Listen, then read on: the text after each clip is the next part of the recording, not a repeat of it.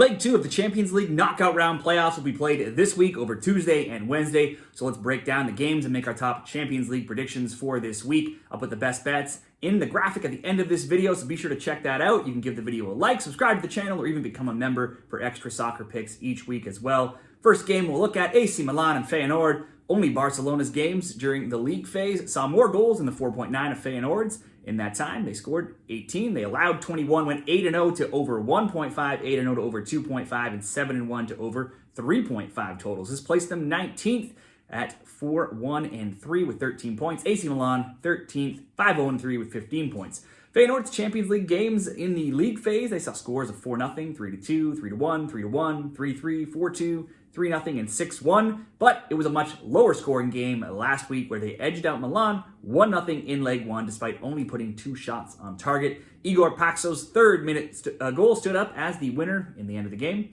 Feyenoord's they had lost 3 straight before winning 3-0 and 1-0 heading into this weekend's game with Nax Breda, where they went on to draw 0-0. It's a rare game where they didn't score, as they've done so in 18 of 21 games. Milan lost for a rare time in leg 1 in 25 overall games. They've only lost 4, and they've only failed to score 4 times as well. This after beating Verona 1-0 this weekend. When playing at home, like they will be here in leg 2, they are undefeated in 12 games going back to October. With Milan needing to attack and having the home edge, there should be some goals. Maybe tight, but I would still expect 2 or more goals in some way. If I was picking a winner, I'll go for Milan, or if you wanted to throw it into a parlay, just over 1.5 could be a good option as well. Now let's create one best bet 3-game parlay here. We'll go to Atalanta and Club Brugge. Belgium's Club Brugge just made it through the last qualification spot. They took 24th. They were 3-2-3, 11 points, and only 7 goals scored. Easily the fewest of any of the qualified teams. Only they and Juve, with 9, had fewer than double digits goals scored in those 8 opening games. Atalanta just missed out on the top 8. They were 9th, 4-3-1, 15 points. They dropped down after a 2-2 draw with Barcelona in the final round. Their only loss in that round was 3-2 to Real Madrid. Bruges took the lead, though, in Belgium last week in leg 1 before Atalanta drew level. It looked like we were going to get a draw, 1-1, but Bruges got a PK in stoppage time, scoring in the 94th minute to get the 2-1 win. Atalanta have been very unpredictable. They only have 1 win in 6 games, 3-13. They just drew Cagliari, even while playing at home, 0-0 this weekend. They're always capable of scoring, usually, except for this weekend, but have only shut out the likes of Cagliari, Verona, Sturm Graz, and Udinese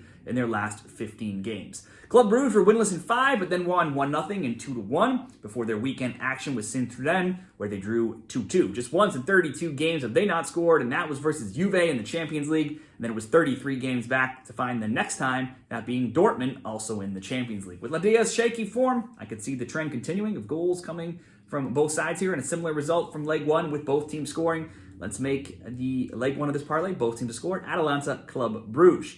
Next up, Bayern Munich and Celtic. 21st Celtic in the league phase, 3-3-2. They'll travel to Bayern Munich here for leg 2. 5-0-3 they were in leg 1. Bayern jumped out to the 2-0 lead before Celtic pulled one back late in the game to get still lose 2-1, but make things a little more interesting.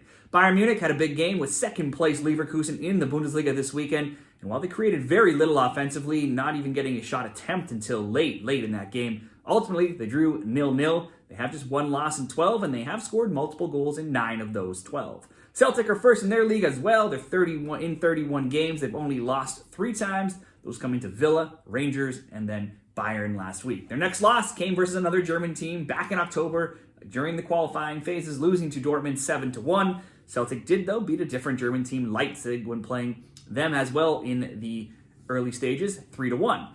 Jason Maida's late goal gave Celtic hope last game. They're always a bit of a scrappy team. Bayern don't always keep clean sheets. I could see a similar result in this game where Bayern likely win, probably score 2 or 3, and potentially Celtic can still get themselves on the score sheet. For leg 2 of this parlay, we'll just ask Bayern to get 2 goals, Bayern over 1.5.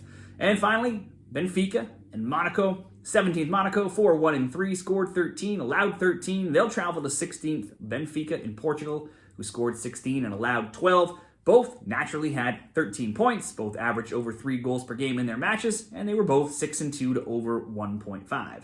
Last week, Benfica scored in the 48th minute before Monaco took a red card minutes later, and they didn't get the win, didn't come back, but they at least didn't concede a whole bunch of other goals, so they only lost 1-0 and still leave this matchup wide open. Benfica before this weekend had won 8 of 10, had scored in 11 straight, and there had been 2 or more goals in 10 of 11 of their games. Now the winning continued, but in a much lower scoring 1-0 win this weekend where they beat Santa Clara. Monaco have been in awful form, and they couldn't even find the score sheet at home last week. Prior to playing Nantes this weekend, they had only 5 wins in 17 games, only 3 clean sheets in that time as well. They still didn't keep a clean sheet this weekend, but the offense did explode for 7 goals, and Mika Brest had 3 of them in a 7-1 win over Nantes. However, it has to be said that Nantes took a red card early in the 8th minute after Nantes also got on the score sheet early in the 4th minute. So who knows what could have happened with 2 full squads playing. They'll have to attack here, Monaco will,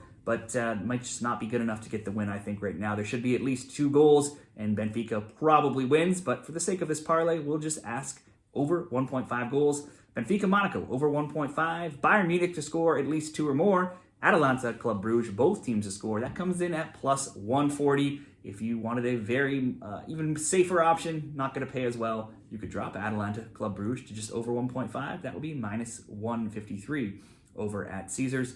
We'll take the slightly better odds and keep the both teams to score. Atalanta, Club Brugge. Now let's go into 4 more games here, and we are going to Wednesday. It's PSV and Juventus were just 3-2, 12 points, 20th of the 36 teams last round. They'll travel to PSV 4-2, 14th. Juve allowed some of the fewest goals with 7. They only scored 9 themselves, didn't score in their final 2 Champions League games, and were shut out in 3 of the final 4 in the league phase. However, last week they got 2. They beat PSV 2-1. At 2.0 goals per game, Juve's games averaged only more than the 1.6 of Bologna, the 1.5 of Inter. While PSV were much more open, averaging 3.5 as they scored 16 and allowed 12 goals in those first 8 games. Coming into the weekend, Juve had won 3 straight before a big matchup on Sunday with Inter Milan. I'm filming this before that game, so the results unknown. They'd also conceded in 5 straight in 10 of 12, plus only had 7 wins in 19 games, so you really don't often know what you're going to get with Juventus. PSV drew Utrecht 2-2 this weekend. They have only 1 win in 5, but it still scored in 13 straight and 44 of their last 46. They'll have 1 extra day of rest as well. I think that maybe the best bet here could be both teams to score. Could only around minus 170 could possibly be thrown into a parlay somewhere.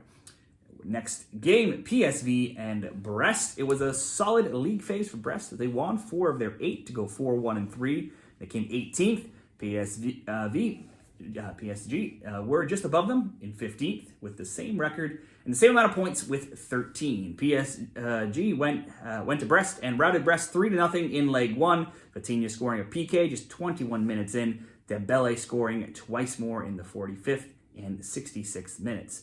PSG also won 5-2 on February 11th. PSG also won 3-1 in September, and in 21 recent all-time meetings, PSG has never lost to Brest, while also winning 19 of those games. While Brest, literally in that time, never wins, they often keep things interesting, scoring in 5 of 6, but did fail to do so last week. Other ways to bet this game, always, as long as he's in the lineup, would have to be to bet props on Ousmane Dembele. He's a minus 155 anytime goal scorer. When I looked at it, he scored 3 versus Stuttgart, 3 versus Brest in the 5-2 win, 2 more versus Monaco, and then 2 more in leg 1 last week. Dembele has now coming into this weekend, scored in 8 straight for a total of 15 goals. He had 3 or more shot attempts in 10 straight, multiple shots on target in 6 straight, and at least 1 shot on target in 12 straight. This is not counting the stats this weekend. He didn't score versus Toulouse, and PSG did get the 1-0 win, but he also didn't start the game, only came on as a sub.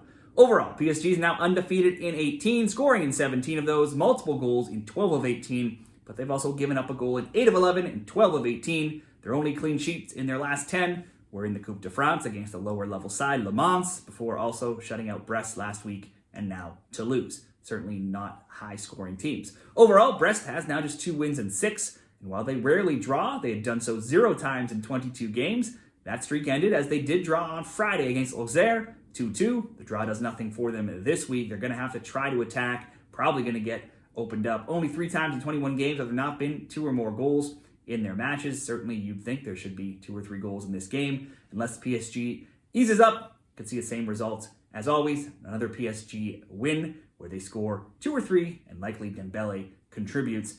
let's make this one of the best bets. PSG to win, Dembele to score, -123. And then finally, a two-leg parlay with the two remaining games, Dortmund and Sporting. 23rd in the league phase, Sporting 3-2-3, 11 points. Travels to 10th, Dortmund in Germany, 5-0-3, 15 points. Sporting went 8-0 to over 1.5. Dortmund 7-1 to over 1.5. In leg one, Dortmund ran wild in Portugal with Girassi, Rob, Adiemi scoring second half goals to get the 3-0 win. Girassi was tied for the scoring lead during the league phase, and he's kept scoring as well during the knockouts. Dortmund had a rare shutout in that game. They're only 1 in 14 games, where the both teams to score was 12-2 heading into that weekend. That streak ended, though, on the weekend, as they were shut out and lost 2-0 in defeat to the lowly Bochum. So very unpredictable Dortmund has been. The hole may be too big, though, for Sporting here. Coming into this weekend, they had not won back-to-back games in 12, and they only 2 wins in 6, and they couldn't win this weekend either against Aruca. Yeah, they drew 2-2. They did take a red card, but they also gave up an own goal and a PK. Sporting's failed to score. They failed to score against Dortmund when playing in Portugal, so I would think it's even harder to bet on them to score on the road. Still, they're going to have to attack, so that both teams to score bet always on the table. With a 3-goal lead, Dortmund, they don't need to win. They just need to avoid that 3-0 loss, so I personally don't love betting on teams that don't need to go and get that win. So we'll just ask for over 1.5 goals. I think that's very reasonable between Dortmund and Sporting. And hopefully that will keep us alive into the big clash, leg 2 of this parlay, and the biggest game, Real Madrid and Manchester City. Now, both were disappointed during the league phase. Man City sneaking in at 22nd, 3-2-3, 11 points. Real Madrid, 11th, certainly the ranking, not much better than City's, but they would have hoped for a top 8. They were 5-0-3, 15 points. Now, it was more disappointment for City in leg 1. They went up 1-0, being tied 1-1 again, taking the lead in the 80th minute. Haaland's second goal of the game from a PK. Just when you thought they'd get that win, they imploded, as they have been doing quite often, and they conceded in the 86th and 92nd minutes and lost that game 3-2. Now, these teams meet often in this tournament, including last year in the quarterfinals, where it was 3-3 and 1-1. Both teams have scored in 8 of the last 9 meetings as well, all Champions League matchups. Coming into this weekend, Madrid had only lost twice in 8 games. They scored multiple goals in 16 of those 18, and there had been 3 or more goals in 16 of 18 as well. Now, this weekend, they didn't lose, but they didn't win or score multiple goals, only being able to draw Osasuna 1-1. Mbappe and Bellingham got on the score sheet, but Bellingham also took a red card, which didn't help. That obviously won't carry over, though, into the Champions League, that red card. City played Newcastle this weekend, and surprisingly, despite their struggles, rolled to an easy 4-0 win with a hat-trick from Marmoush. Before that, the both teams to score in over 2.5 had just kept cashing it, had gone 6-0, and they, before this weekend, had only shut out Leicester, Salford, and Ipswich. So shutouts were usually rare. I didn't expect a Newcastle shutout, but here we are. I don't expect anybody to be shut out, though, in this game, although both teams to score over 2.5 in City and Madrid. Pair it with simply over 1.5 with Dortmund and Sporting, and get -117 odds over at Caesars. Those will be the leans, the best bets, and the parlays for Champions League action this weekend. What are you betting in these games? Be sure to share your picks down there in the comments. Let me know where you're watching from. You can see the graphic at the end of this video for a summary of the bets as well. Best of luck this week.